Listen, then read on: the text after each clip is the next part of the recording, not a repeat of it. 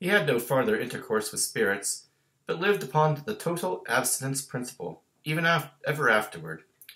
And it was always said of him that he knew how to keep Christmas well, if any man alive possessed the knowledge.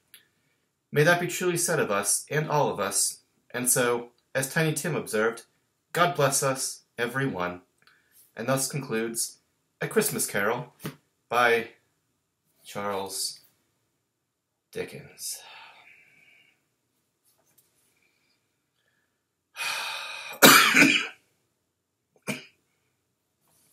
Again, guys,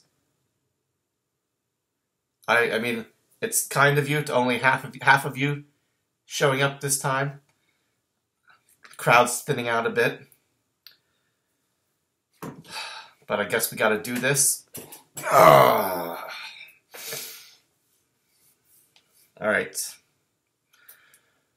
Game face. Welcome, everybody, to the Tonto's Demise Week 15 recap. Usually this was the week heading into Christmas that decides who's going to the Tonto Bowl. For better or worse, as you know, we have an extra week to the season. Still, it's going to take a little while to get used to that. So the playoffs starting in week 15, remembering what week we're on here. So let's see what's going on here. All right. So we only had 2 matchups to talk about. Disco versus the Topes and Shawshank versus Possum Magic. Anything else that we should talk about first? I don't think so, because, well, we can talk a little bit about how things turned out based on, we talked last week, of course, kind of keeping a close eye just to see how things would have played out. Had Justin not taken me down with that 1-point victory last week, it would have said it shook things up in the playoff standings and the seedings there, and it would have resulted in all sorts of different results in this week's matchups. Would have been very interesting week, a much more interesting week if Justin had not done that. However, it is what it is. That's what happened. Is there anything else to get into? I guess a little bit of the anything on the recap there. Oh, yeah. I had to put up my Cybertronic Spree poster. Guys, totally dissing the Spree. I get that you're not that into it. That's fine. I think I might have, I don't know if I said before, I didn't even know what music they were going to play. I didn't care. I just wanted to see that with my own eyeballs. And it was fan-fucking-tastic. Yeah, you like their costumes were cool. Yeah, of course they're cool. But it was, I can't begin to tell you how much fun it was at that show. The whole thing. I get maybe you're not into the thing, into it, the theme, maybe as much. Maybe I'm into it way more than I should be. Probably the case, but I just think whoever came up with that idea is a genius. It's a fantastic thing that they got going on. I don't know if you, I'm sure none of you subscribe to their YouTube channel and watch their stuff. They're pretty funny. Just an entertaining thing in general. Glad that they exist. Look forward to seeing them again sometime in the future. But man, just completely dissing the Spree. Really disappointing. No respect. No respect.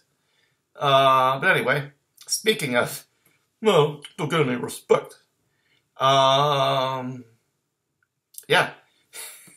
Week 1 of the playoff, Tonto's Demise 19 playoffs had the defending champion Springfield Isotopes going up against Disco, and the Springfield Isotopes will not, much to the pleasure of everyone in the league, will not be defending their championship this year, as Disco knocks off the Topes 189.1 to 138.5.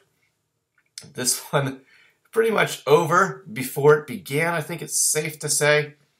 Mahomes and Tyreek Hill on Thursday night. I think I said last week we would know how this matchup was going to go pretty much based on the results of Thursday night. Excuse me. And Mahomes went for over 400 yards, 31 completions. Tyreek had almost 150 of those yards. I think almost all of Mahomes' yards went to Kelsey and Tyreek. Mahomes 68.7 and Tyreek 32.8. So Disco was actually already over 100 points thanks to just Mahomes and Tyreek. And then Jonathan Taylor went off for 29 points himself. So almost at least 30 points, just basically more than 30, 29 plus at least from your first two players, and then almost 70 from your quarterback there. Fortunately for you, off to that hot start, and that's probably what decided this matchup, because the rest of your team decided to really not do too much or get hurt. Godwin goes for 11 points and then goes on IR. Beckham Jr., I think you plugged him in because you were in you had an insurmountable lead. Didn't matter if you played Beckham or Metcalf. So since I had Stafford, I guess that's why you threw Beckham in there, just in case. He only had 1.5 points. Again, Taylor went for 29, thanks to his long touchdown at the end of that game. Fournette gets 13.5, then he gets injured. Looks like he's going to miss a week or two the rest of the fantasy season, perhaps. Zach Ertz, same thing, 13.5. He's got a Q next to his name, though, but I think he also did last week and ended up playing. Kamara got shut down by the Tampa Bay defense, only 5 points. Prater got you about 5.5. And the Arizona Cardinals defense, I believe the score was 8 for you there. So yeah, after that hot start, you kind of trailed off there. Making this this matchup was winnable. It was out there, but the Springfield Isotopes, single digits, pretty much up and down. The lineup here, a lot of these guys having the worst days of the entire season.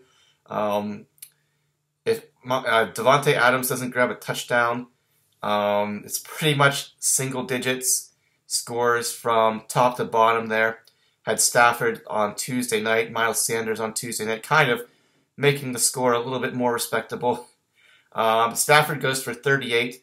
Devontae, 16.5. Deontay, well, I think one of his quietest games of the year, 9.8. Ayuk had him in over T. Higgins this week. Was worried about that matchup at Denver. And Ayuk outscored Higgins by 0.3 with only 4.6, so not saying much there. Melvin Gordon, one of his quietest weeks of the year, only 7 points. Sanders popped off last night for 19.5, not too bad. Gesicki, 9.5. Chase Edmonds, what the heck went on with this Cardinals-Detroit game? They got destroyed.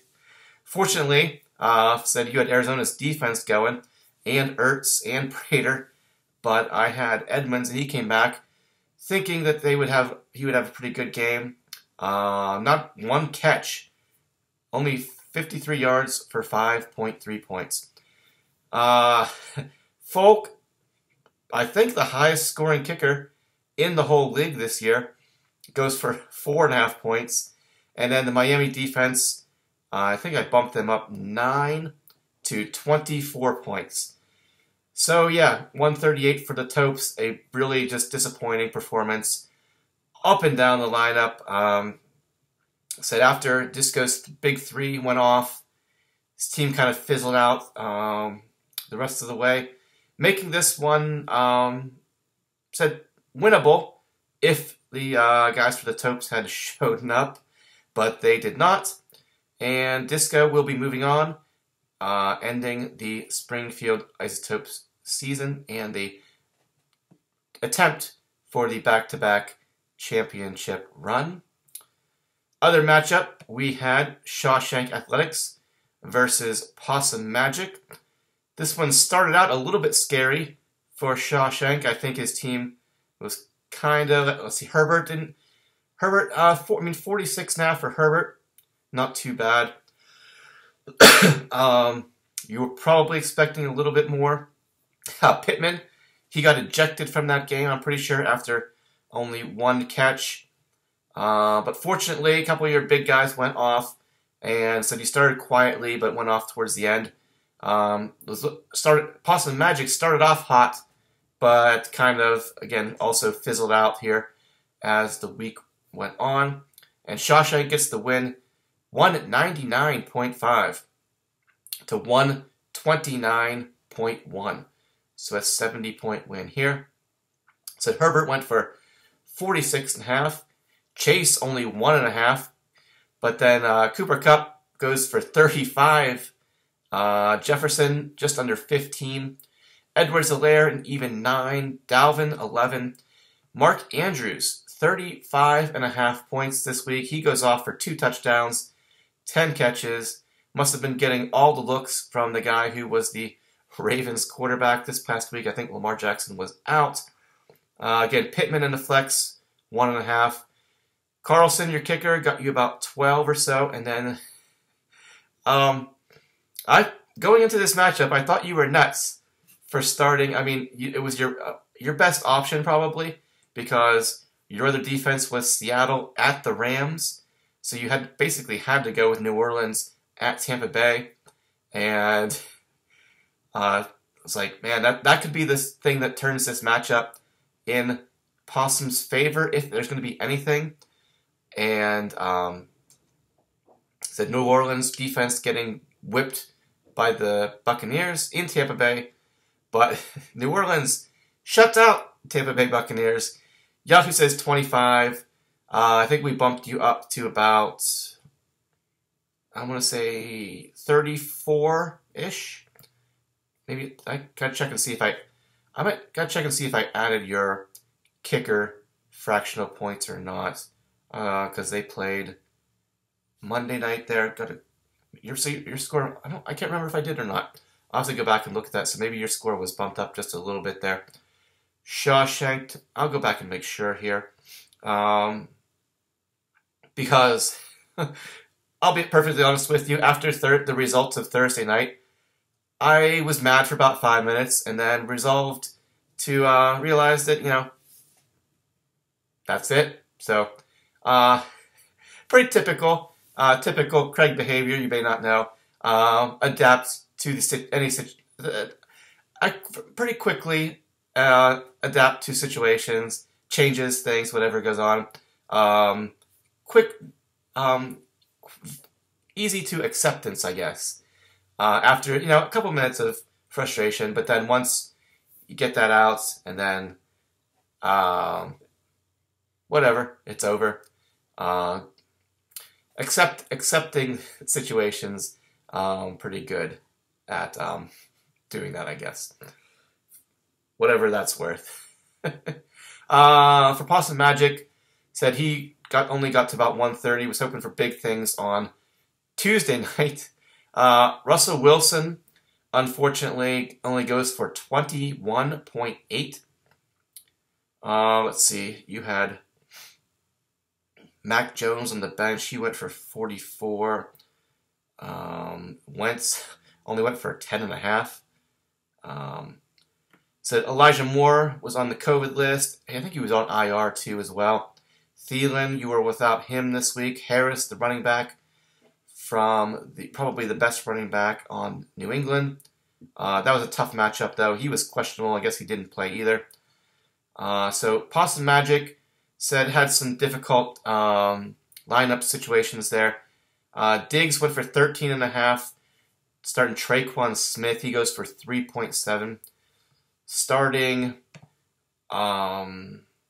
Amon-Ra St. Brown. Actually, was probably your best play, even without Moore or Thielen here. He's the reason that you started off hot. He went for 23.5 points against Arizona there. Devontae Freeman, only 3.5.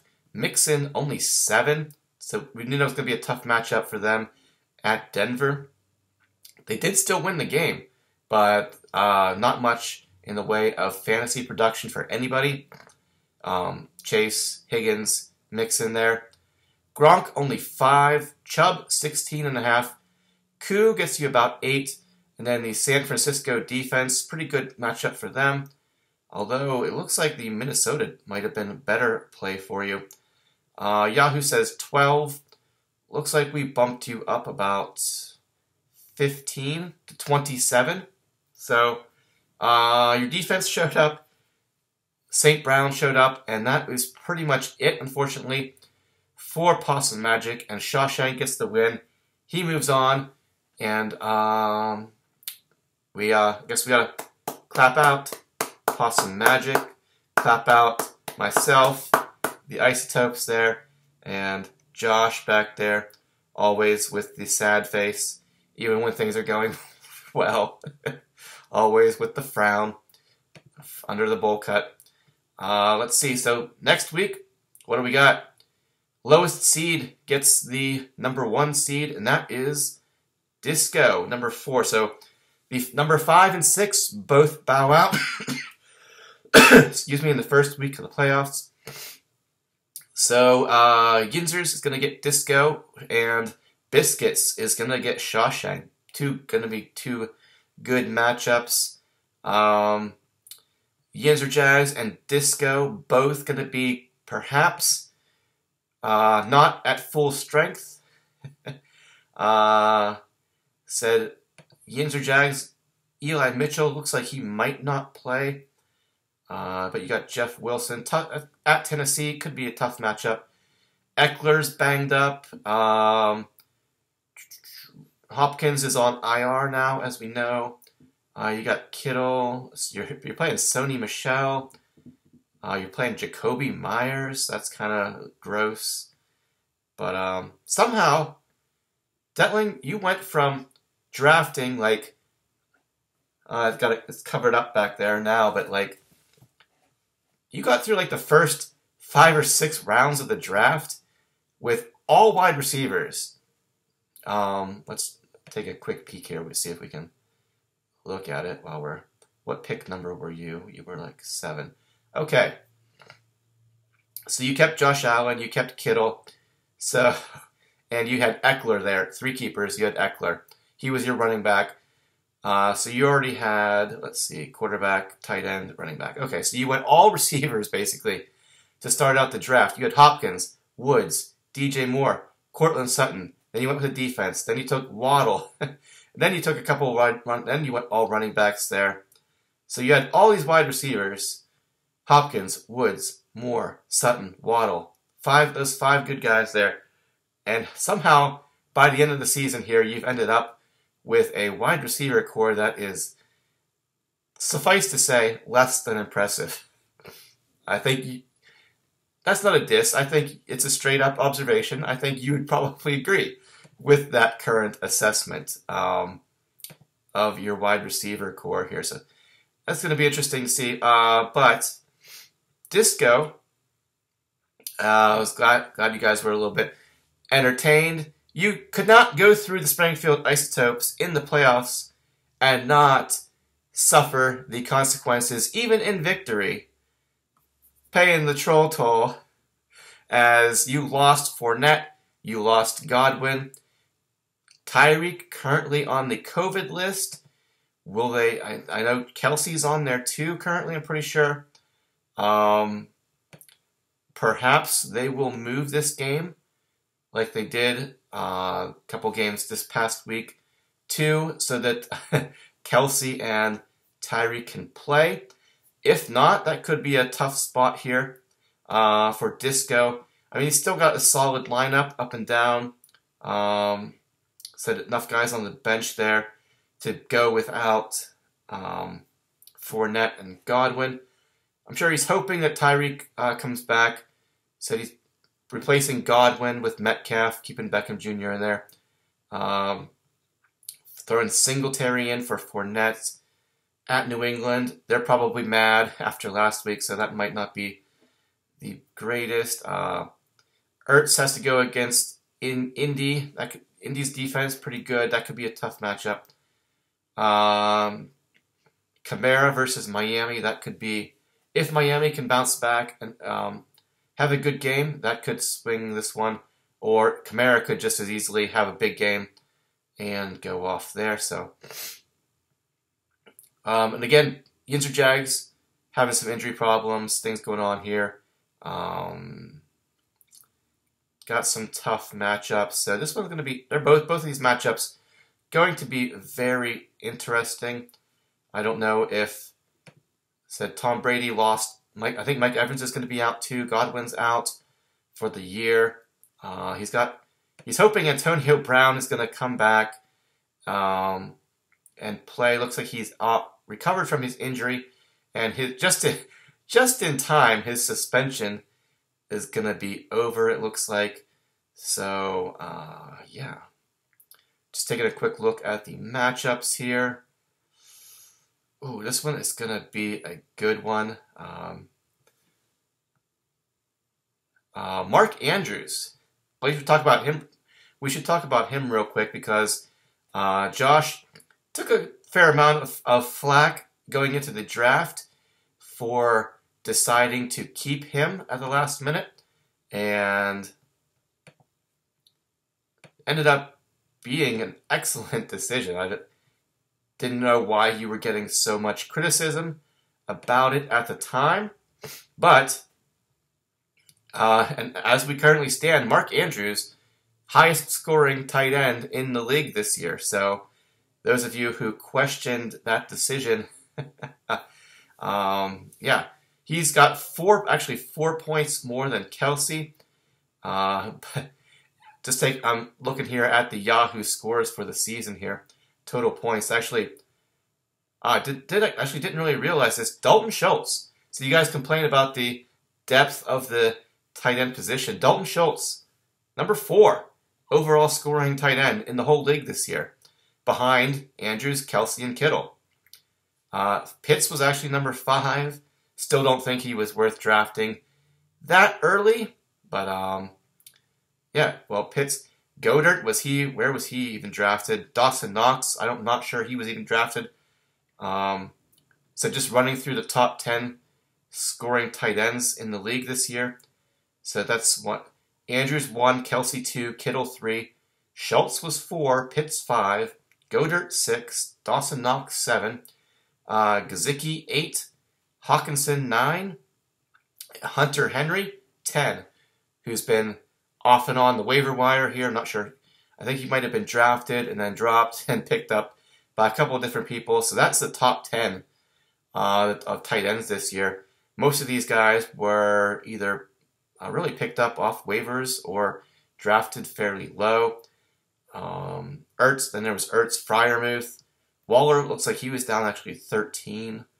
Fant, then Gronk. Gronk missed a lot of time. So, but yeah, as we get down here to like the bottom half of the top 25, it's just most of these guys are actually still sitting on waivers. Gerald Everett, Ingram, Austin Hooper, Jack Doyle, Disco, Njoku would probably be a free agent if who was Disco's tight end, he didn't have. It was possible that he wasn't going to play last week. Ertz, he had. Otherwise, Njoku would probably be a free agent as well. So yeah. Outside, the top 3, Kelsey, Kittle, and Waller didn't do it, but Andrews ended up being the number 1 overall tight end in the league this year. So kudos to you, Josh. Let's just take a quick peek and see what else we've got in the top players here. Well, we're only at 24 minutes. We got some time. Let's see who made the best. So Wide receivers, probably no surprise to you. Cooper Kupp is the number one by nearly 100 points. Second place is Tyreek. Third, also on Shawshank, is Justin Jefferson at 285.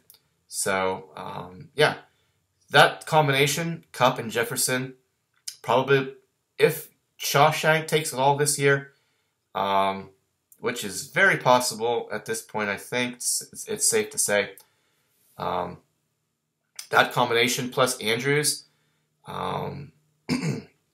hitting, said those keepers, again, talked about it in the past before, I'm pretty sure. Keepers this year, I know we had 3 again, but probably the most influential year we've had in terms of having solid keepers that are end up being extremely influential on their teams, and starting from very good positions for you guys, especially Josh he hits on Cooper Kupp because once again, as you know, I passed up on him for Deontay. Deontay still ended up being, 1, 2, 3, 4, 5, 6, 7, 8, 9. Currently the 9th highest scoring wide receiver in the league this year. But still, he's 145 points less than Cooper Kupp.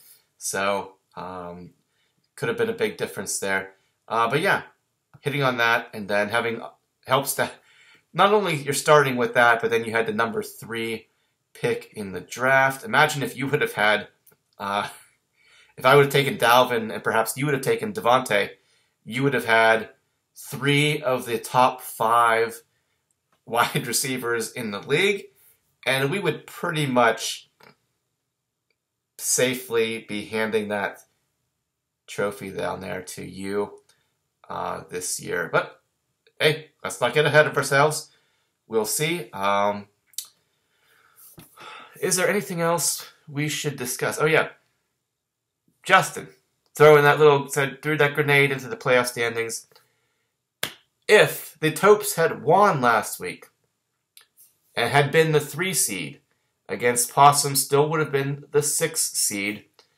The Topes actually would have defeated Possum, even though both of our teams were terrible.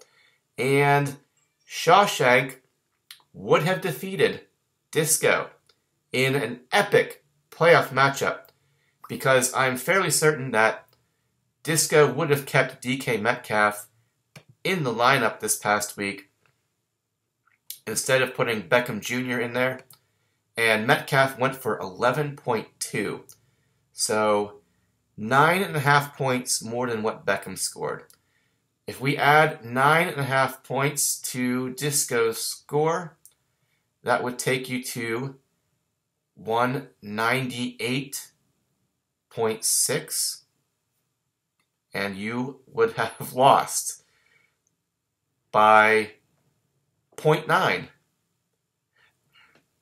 That would have been an epic playoff matchup. Oh, man. I'm sure you guys are both, especially Disco, thrilled that that did not happen. Send Justin a gift basket, a thank you card for taking the Topes down last week, because I said all sorts of things would have been different.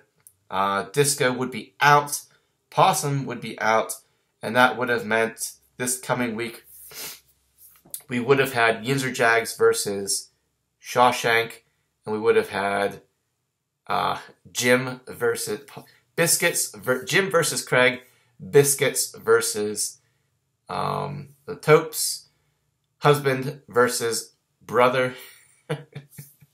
Would have been a very interesting week. Yeah, that would have made this week a very interesting week as well. Unfortunately, Justin, you had to go and ruin it. And this week, kind of, not quite as exciting, but as it could have been. So, yeah, I think that's pretty much anything else there really is to talk about. So I think we just talked about Disco getting the win here with his team. Again, just brushing again on the trades and like the things that went on this year, like Disco being this year's Gags, getting all the trades.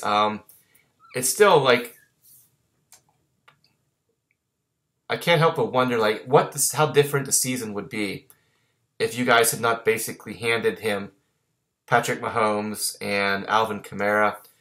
It hasn't been a huge difference yet. Obviously, Kamara came pretty late, but like, and I know I've said in the past, like, how teams said some of the pieces that Disco had before his team. I think he'd probably agree. I'm not because I know I've said this before too, but like the quarterbacks Disco drafted was Hurts and Mayfield. Like, can you imagine where we would be right now if Disco had to start one of those two guys, or who knows what? I mean, probably would have been picking up people off the waiver wire. Who knows where things would have ended up, how differently. But to see how differently the season would have been, because if he had been forced to start one of those quarterbacks the whole way through, or just picked up somebody, there weren't really any big quarterback surprises coming off of waivers this year. So you traded, you traded Bean, is what I wanted to say, Bean, Hurts in that, I'm pretty sure, in that Mahomes trade, and Dubsy didn't even use him. It was basically Mahomes for Cordero Patterson. So you replaced Mahomes with Hurts, sort of, maybe for like 1 week, but then you went with Carr, then you went with Tua. You're bouncing back and forth. Well, Disco was like, Mahomes, set it and forget it, and now here we are. Interesting note, kind of, I guess, how the fantasy gods kind of teased Dubsy by letting him go off there a little bit towards the end of the season, and just a cruel punishment to just keep toying with you by letting you end up at the number 7 spot, just outside the playoff window, looking in there. But again, and I think I said this before about not Disco, but Gags in the past, where said with the trades and stuff, the things going. Not that I have a problem with it. It makes the league more interesting and exciting to see how it goes throughout the course of the season. But like, kind of said, touching on it again with Disco and like some of his draft picks this year that didn't pan out. Just interesting to wonder how different things would be. And I know I've said it before about Gags' team, just like, and I think last year, actually, Gags' team, if you had looked at it, the team he drafted, and then Bean tried to do that again, do the same thing this year with his team. But like what Gags did last year, took him all the way to the Tonto Bowl. If I remember correctly, like if you looked at like most of the way, like 3/4 of the way through the season, if you looked at the team Gags had drafted, he should have been at the bottom of the standings. Like his team did not extremely underperformed or got injured and did all sorts of things. Like he should not have been in the playoffs. Like the team he drafted was terrible.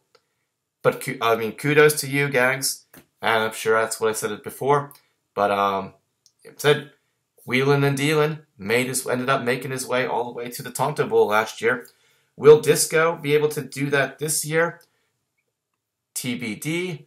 But yeah, the thing for me is though, when you look at it, when you look at guys who are like, so like you're getting halfway through the season or so, and things just aren't panning out for these teams. If you see a team that's bad, just let them be bad. Like, Dubsy gave up on his team, scrambled to make all these different choices. I mean, for better or worse. Yeah, you didn't have some of the guys that you gave up on quickly ended up panning out a little bit. I'd have to go back and really take a better look at it to figure that out for sure. But like, it seems like every year somebody trades their way from a mediocre or poor team to a way better team. So Bean did that this year. Disco kind of did that too a little bit. Trades weren't as prolific unless you were Dub C this year. But yeah, the point is, you see these teams that are kind of bad. Don't trade with them. Let them be bad. That helps you. If you've got a decent team and you got these couple of squads, when we're all fighting for those top 6 playoff positions, the goal is to make the playoffs and take a shot at it. But so yeah, if you see the point, these teams who are like said Dubs, who knows where Dub C could have ended up. The biggest example, obviously, is Disco, not Disco.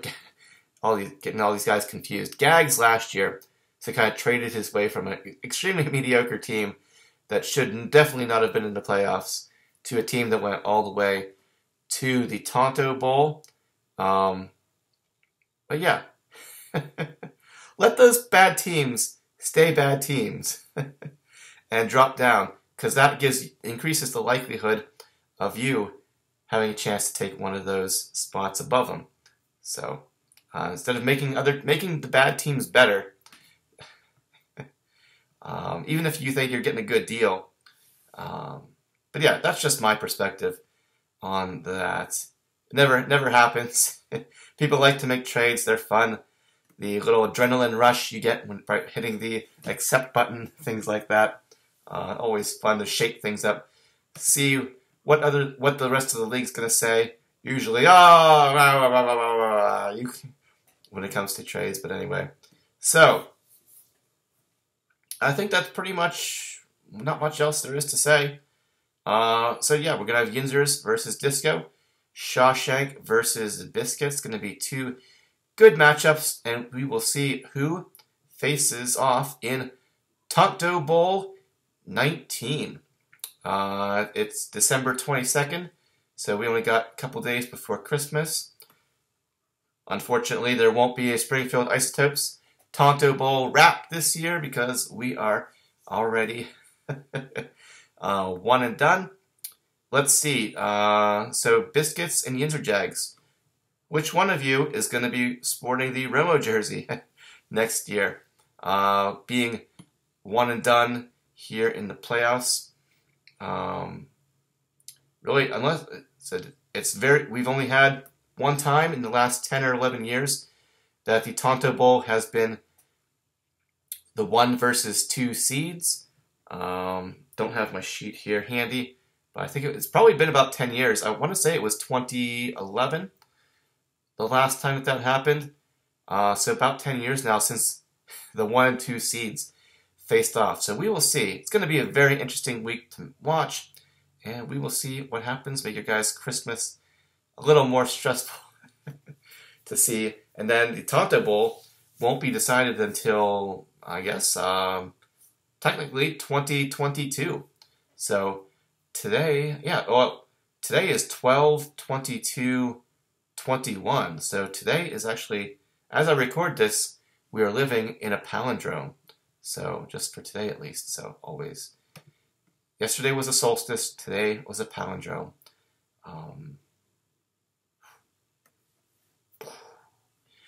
Anyway, all right, guys.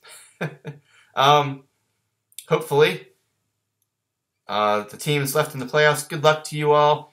May all of your players meet or exceed expectations. No big injuries, and a good matchup. Good matchups. We will see what happens, and be back here next week to talk about what happens and who is going to be facing off in Tonto Bowl 19. Oh, yeah.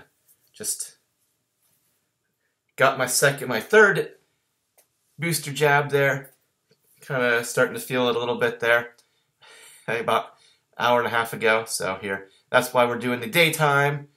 Next day, Tonto's recap. Probably not going to have time to upload this before I go to work here. So, but we'll see. All right, guys. Thanks for watching.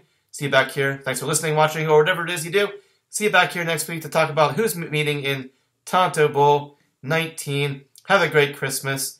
Get all the gifts. Drink all the eggnog. get all the naps that you need, and open the presents and get everything you want, hopefully, and we will be back here. Congratulations to Jimmy Huber on knocking his wife up again and having another baby there. Good for you guys. Yeah, that's pretty much all. Yeah. All right, guys. Thanks, and bye-bye.